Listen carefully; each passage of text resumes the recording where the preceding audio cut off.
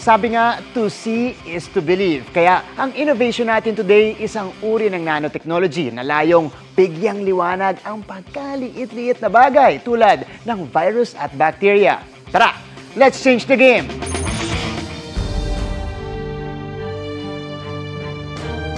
Huwag ismulin ang innovation natin today na pagkaliliit man o nanoscopic.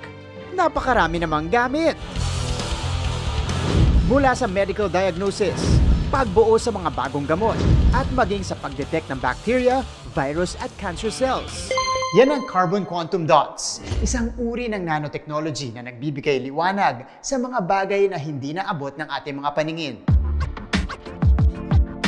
Ang nasa likod ng teknolohiya, scientists at researchers ng DOST Industrial Technology Development Institute na kinabibilangan ni Sir Mark Christian Ke. Ang carbon quantum dot ay isang klase ng material na sobrang liit. Ngayon, sa sobrang liit niya, nagkakaroon siya ng unique na properties. Kapag ito ay nailawan ng UV light, ito ay nag-glow. That's lit! Sustainable din dahil kumpara sa ibang quantum dots na gawa sa heavy metals. Ang carbon quantum dots gawa sa bio-waste mula sa balat ng kalamansi at dahon ng pinya. During tests, epektibo nitong na-detect at napailaw ang E. coli bacteria. Ang E. coli, alam natin, ay isang pathogen na pwedeng maging signal na ang pagkain ay kontaminado. Mula dito, saka natin pwedeng pag-aralan ulit kung paano ito epektibo magagamit para sa mga food packaging na may sensors.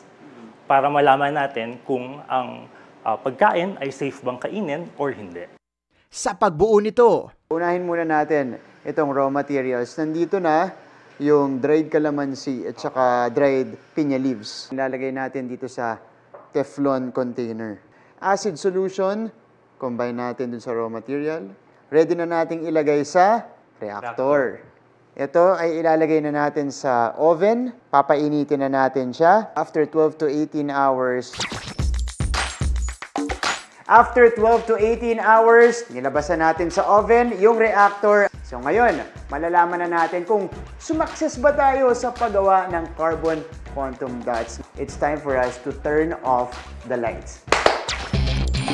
Kitang-kita nyo naman ang pagkakaiba. Ang teknolohiya pwede ring ma-modify kung saan ito kakapit. Maaring sa specific na bacteria, virus, at maging sa cancer cells. Ang innovation, kabilang sa mga ibinida ng Pilipinas sa nakaraang Consumer Electronics Show na ginanap sa Las Vegas, Nevada. Kami ay naghahanap ng mga local partners or startups na interested na mag-venture dito sa bagong field ng nanotechnology. There you have it mga kapuso, patikim ng kayang gawin ng nanotechnology para sa medisina. Para sa GMA Integrated News, ako si Martin Javier. Changing the game!